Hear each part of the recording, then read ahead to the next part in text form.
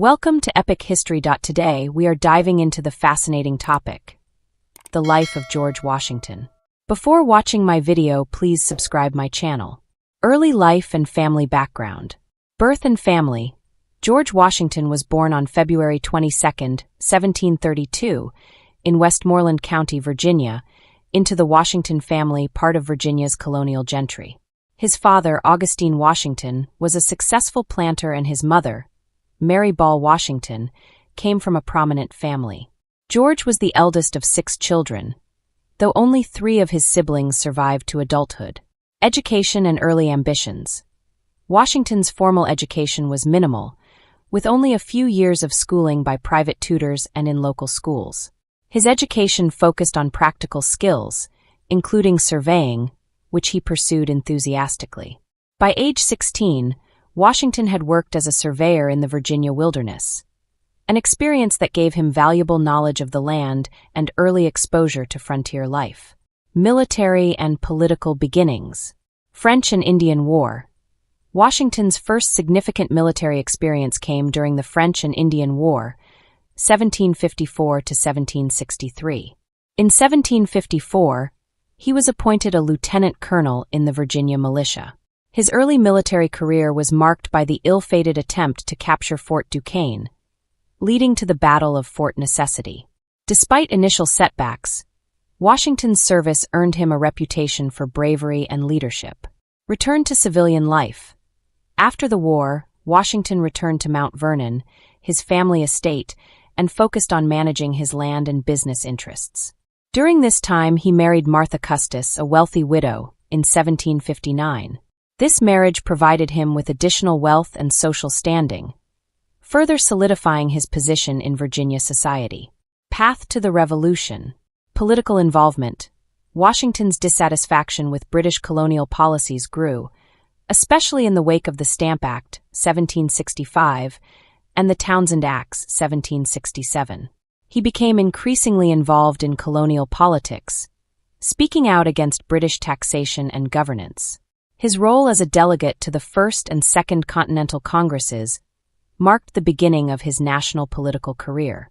Revolutionary leadership. In 1775, with tensions between Britain and the colonies reaching a breaking point, the Continental Congress appointed Washington as Commander-in-Chief of the Continental Army.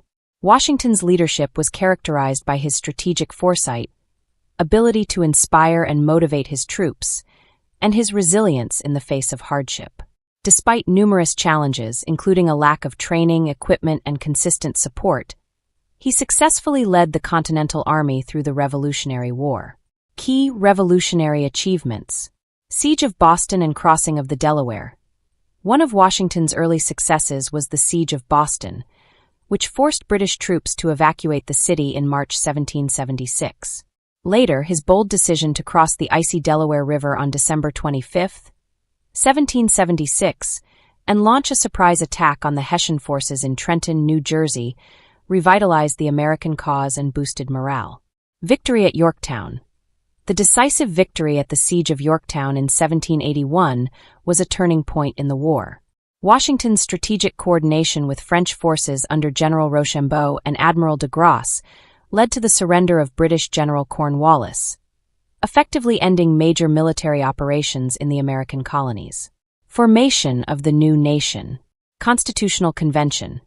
Following the war, Washington retired to Mount Vernon, but the weaknesses of the Articles of Confederation prompted him to return to public life. In 1787, he presided over the Constitutional Convention in Philadelphia. His leadership and support were crucial in guiding the debates and achieving consensus on the U.S. Constitution. Presidency, 1789 to 1797. Washington was unanimously elected as the first president of the United States in 1789. His presidency set many precedents for the office, including the establishment of a cabinet and the practice of a 2-term limit. His administration addressed critical issues such as the creation of the National Bank, the establishment of the federal judiciary, and the handling of foreign relations. Foreign policy and neutrality. Washington's farewell address, delivered in 1796, warned against political factions and foreign alliances. His policy of neutrality shaped American foreign policy for years, advocating for the avoidance of entangling alliances and focusing on the country's internal development. Retirement and legacy. Returned to Mount Vernon. After his presidency, Washington retired to his estate at Mount Vernon. He devoted his time to managing his plantation and participating in local affairs.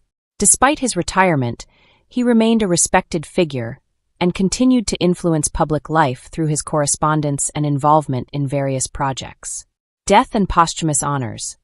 Washington passed away on December 14, 1799, from a throat infection.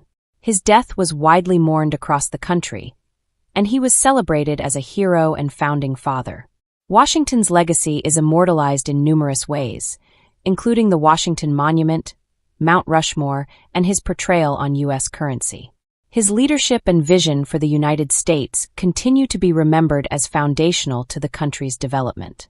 George Washington's life was marked by significant achievements that shaped the course of American history. His leadership during the Revolutionary War, his role in creating the U.S. Constitution, and his precedent-setting presidency have cemented his status as a central figure in the founding of the United States.